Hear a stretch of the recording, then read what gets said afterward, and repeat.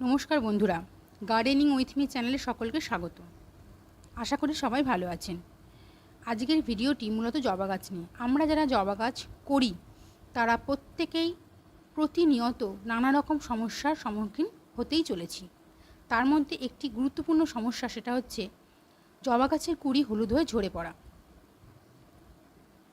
প্রায় অনেকেরই এই সমস্যাটা হয়ে থাকে। আজকে ভিডিওতে কেন এই কুঁড়ি ঝরে যায় এবং কী কারণে ঝরে এবং তার প্রতিকার সবটাই ভিডিওর মাধ্যমে আপনাদের শেয়ার করব। আমার চ্যানেলে যারা পুরনো বন্ধু তাদেরকে অসংখ্য ধন্যবাদ ভিডিওগুলি দেখার জন্য। আর যারা নতুন বন্ধু আছেন তাদের কাছে অনুরোধ, চ্যানেলটিকে সাবস্ক্রাইব করে চ্যানেলটির পাশে থাকবেন। প্রথমেই বলবো, আমরা যখন শখ করে একটা চারা গাছ কিনে নিয়ে আসি, আনার পর সঙ্গে সঙ্গে আমরা ফুল চাই গাছটিতে, কিন্তু সেটি করা উচিত না। গাছটিকে প্রতিস্থাপন করার পর গাছটির মধ্যে যতগুলো কুঁড়ি আছে সবগুলিকে মায়া ত্যাগ করে কেটে ফেলা উচিত। তার কারণ, টবের মাটিতে যেটুকুনি খাবার দেওয়া হয় সেই খাবারটুকুনি কিন্তু কুঁড়ি সব খেয়ে নেবে ফুল ফোটার জন্য। তাতে কী হবে? গাছের বৃদ্ধিতে ব্যাহত হবে। জবা গাছ মোটামুটি 1 থেকে 1.5 বছর বয়স হলেই তখন তার রোগ প্রতিরোধ ক্ষমতা বাড়ে বা বৃদ্ধি পায়। তাই ছোট চারা গাছ থেকে কুঁড়ি যদি হলুদ হয়ে ঝরে পড়ে তাতে ভয়ের কোনো ব্যাপার নেই। গাছটিকে সময় দিতে হবে। তারপরে বলবো, গাছের মাটিতে খাবারের অভাব হলে গাছের কুঁড়ি কিন্তু ঝরে পড়ে যাবে। এমনিতেই জবা গাছ খেতে খুব ভালোবাসে, তাই সব সময় খেয়াল রাখতে হবে মাটিতে যেন পর্যাপ্ত পরিমাণে খাবার থাকে। দেখুন, এমনিতেই আমাদের যারা টবে আমরা গাছ করি তারা কিন্তু একটা নির্দিষ্ট পরিমাণে মাটির মধ্যে গাছটিকে বাড়তে হয়, তাই সেদিকে লক্ষ্য রাখতে হবে যাতে টবের মাটিতে পর্যাপ্ত পরিমাণে খাবারটা থাকে। দেখুন, আমার এই গাছটা নতুন গাছ। আমি ছোট্ট একটি 6 ইঞ্চির পটে এটিকে প্রতিস্থাপন করেছি, আর 2টো কুঁড়ি রেখে সব কটা কুঁড়ি কিন্তু আমি কেটে ফেলেছি, আর মাথাটা একটু পিঞ্চ করে দিয়েছি। খাবার বলতে শুধু ভার্মি কম্পোস্ট আর নিমখোল দিয়ে গাছটি বসানো।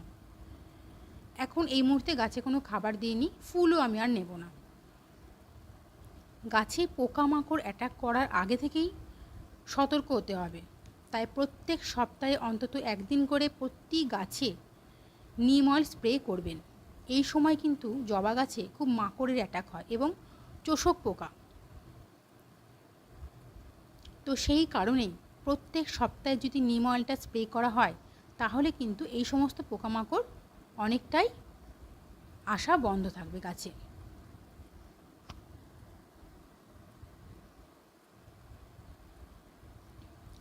জবা গাছ ময়েশ্চার খুব ভালোবাসে, তাই টবের মাটিতে সবসময় খেয়াল রাখতে হবে যেন ময়েশ্চার থাকে মাটি। জবা গাছে জল বেশি হলেও দোষ হয়, আবার কম হলেও দোষ হয়। জবা গাছ কিন্তু সেন্সিটিভ গাছ। যখন সিজন চেঞ্জ হয়, অর্থাৎ গরম থেকে শীত বা শীতের থেকে গরমের দিকে যাওয়ার আগের মুহূর্ত, তখন কিন্তু জবা গাছে এইসব সমস্যাগুলো হয়ে থাকে। যেরকম পাতাগুলো হলুদ হয়ে যাওয়া, কুঁড়িগুলো হলুদ হয়ে ঝরে পড়া, এর জন্য ভয়ের কোনো ব্যাপার নেই, এগুলো আস্তে আস্তে ঠিক হয়ে যাবে। যখন শীতের থেকে ঠিক গরমের দিকে আসে, সারা শীত কিন্তু আমরা টবের মাটিতে কোনো খাবার দিই না, যার ফলে ঠিক সেই সময় খাবার না থাকার জন্য গাছগুলো রোগ প্রতিরোধ ক্ষমতাও কিছুটা হলেও কমে যায়, তখন কুঁড়িগুলো সে ঝরিয়ে ফেলে। জবা গাছের আর একটা সবথেকে বড় রোগ হচ্ছে মিলিবাগ। মিলিবাগ যাতে না হয় সেদিকে অবশ্যই নজর দিতে হবে। মিলিবাগ যদি 1টা 2টো চোখে পড়ে তাহলে সঙ্গে সঙ্গে একতারা স্প্রে করে দেবেন, আর যদি অনেক হয়ে যায় তাহলে ডালটিকে অবশ্যই কেটে আগুনে পুড়িয়ে দেবেন। মিলিবাগ যদি গাছে অ্যাটাক করে তাহলে কিন্তু সমস্ত রস খেয়ে গাছগুলো আস্তে আস্তে শেষের মুখে চলে যাবে।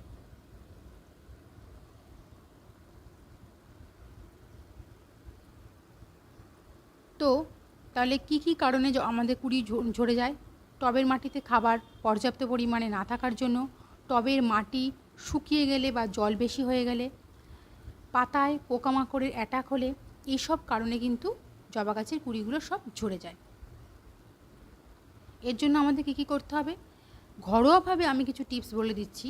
যেরকম জবা গাছ পটাশ সমৃদ্ধ খাবার খেতে খুব পছন্দ করে, তাই পেঁয়াজের খোসা ভেজানো জল, কলার খোসা ভেজানো জল বা আলুর খোসা ভেজানো জল গাছের মাটিতে সপ্তাহে একদিন করে দিয়ে দেবেন। এখন যেহেতু প্রচণ্ড গরম, তাই লিকুইড খাবারটাই বেশি পছন্দ করবে গাছ। আর সপ্তাহে একদিন করে অবশ্যই করে নিম অয়েল স্প্রে করবেন, যাতে পোকামাকড় অ্যাটাক না করে। ঠিক এই ফুলের বৃন্তে আর পাতার কচি ডালে মাকড় উপদ্রব হয়, মাকড়ের উপদ্রব, যারা কি করে রসগুলো সব শুষে খেয়ে নেয়। এই সময় এই মাকড়ের উপদ্রব একটু বেশি হয়, তাই সেদিকে সবসময় আমাদের লক্ষ্য রাখতে হবে। তাছাড়া একটা জবা গাছ মোটামুটি 1 থেকে 1.5 বছর বয়স হলেই সেই গাছটার রোগ প্রতিরোধ ক্ষমতা বৃদ্ধি পায়, ধীরে ধীরে সব কিছু সে সহ্য করতে পারে। তাই ছোট চারা গাছ যদি ফুল ঝরে যায় বা 1 বছরের কম যে সমস্ত গাছগুলো, সেগুলো যদি কুঁড়ি ঝরে যায়, পাতা হলুদ হয়ে যায়, তার জন্য কোনো ভয়ের ব্যাপার নেই। কিছু কিছু প্রজাতির গাছ আছে যেগুলো কুঁড়ি ঝরার সম্ভাবনা বেশি, যেমন আমার এই গাছটা প্রচুর কুঁড়ি হয় কিন্তু আবার ঝড়েও বেশি হলুদ হয়। লাস্ট একটা কথা, জবা গাছে 15 দিন অন্তর অন্তর বোরন স্প্রে করবেন। তাছাড়া অনুখাদ্য স্প্রে করতে পারেন।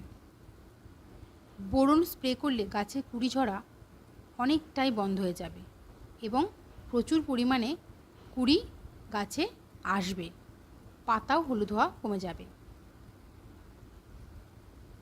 তো আমার ভিডিওটি যদি ভালো লেগে থাকে তাহলে একটা লাইক করবেন, আর যদি খুব ভালো লাগে তাহলে সমস্ত বাগানি বন্ধুদের মধ্যে শেয়ার করে দেবেন। আজ এইটুকুই থাকলো।